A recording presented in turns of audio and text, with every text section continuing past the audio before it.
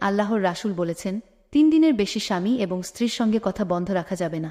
স্বামী স্ত্রীর কথা বার্তা বন্ধ হলে রাগ করে 1 দিন 2 দিন থাকবেন, কিন্তু 3য় দিন আপনারা মিলে যাবেন এবং কখনো সহজে বিছানা আলাদা করবেন না। বাপের বাড়ি গিয়ে দেমাক দেখিয়ে থেকে যাবেন না, বিদেশ গিয়ে দেমাক দেখিয়ে থেকে যাবেন না। যদি অন্য নারীর সঙ্গে আপনার সম্পর্ক আছে দেখে স্ত্রীর হক নষ্ট করেন, অথবা অন্য পুরুষের সঙ্গে যদি আপনার সম্পর্ক থাকে, স্বামীর হক যদি নষ্ট করেন, আল্লাহর কসম, কিয়ামতের ময়দানে আপনাকে দাঁড়াতে হবে।